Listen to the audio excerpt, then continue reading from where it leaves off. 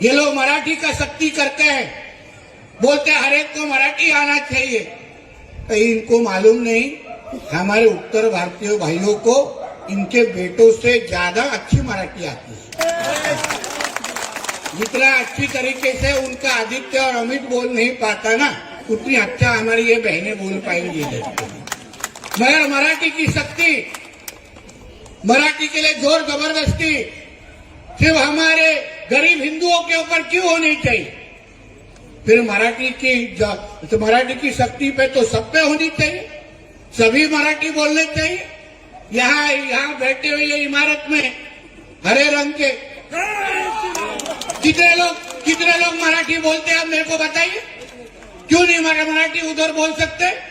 अगर हमारे हिंदू भाई मराठी बोल सकते हैं तो वो भी मराठी बोलना चाहिए ना। फिर मदरसा में भी मराठी सिखाना चाहिए, फिर उर्दू क्यों चाहिए? बताइए मेरे को। जय महाराष्ट्र। हे आहेत चिंटू दादा अर्थात नितेश दादा। हे सांगत आहेत की कनिष्ठ ठाकरे बंधूंपेक्षा अर्थात आदित्यजी आणि अमितजी यांच्यापेक्षा उत्तर भारतीय लोकांना मराठी चांगली येते। हे ते कशा पद्धतीने सांगतायत, कुठल्या भाषेत सांगतायत? तर हिंदी। अरे चिंटू दादा, जर तुझ्या समोर बसलेली मंडळी जर त्यांना आदित्य साहेबांपेक्षा आणि अमितजींपेक्षा चांगली मराठी येते, तर मग हे तू मराठीमध्ये का सांगत नाहीस? तू हे हिंदीत का सांगतोस? अरे मतासाठी इतकी लाचारी करणार, इतके त्यांचे पादत्राणे चाटणार, शी खरंच काय निर्लज्जपणाचा कळस झालेला आहे ना। अरे थांबवा कुठेतरी हे। आमचा कधीच कुठल्याच जातीला कुठल्याच भाषेला आमचा विरोध नव्हता।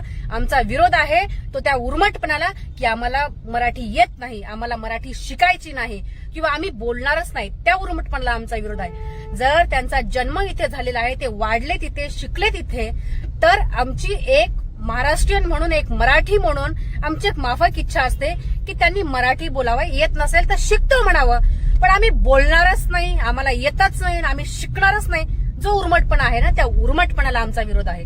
आणि मला अजून एक नितेश चिंटू दादाला सांगायचं आहे की बाबा थोडासा अभ्यास करून येत जा आणि तू आदित्य साहेबांची तर बरोबरी करायलाच जाऊ नकोस, कारण कालचं जे भाषण आहे ना, त्या भाषणामध्ये तुम्ही लोक कुठे म्हणजे दूर फेकल्या गेलेले आहात। इतकं उत्कृष्ट अख्ख्या देशाला कळलेलं आहे की हे महाराष्ट्राचं नेतृत्व करणारा तरुण बोलतो आहे म्हणून। तुर्तास इतकंच। जय महाराष्ट्र।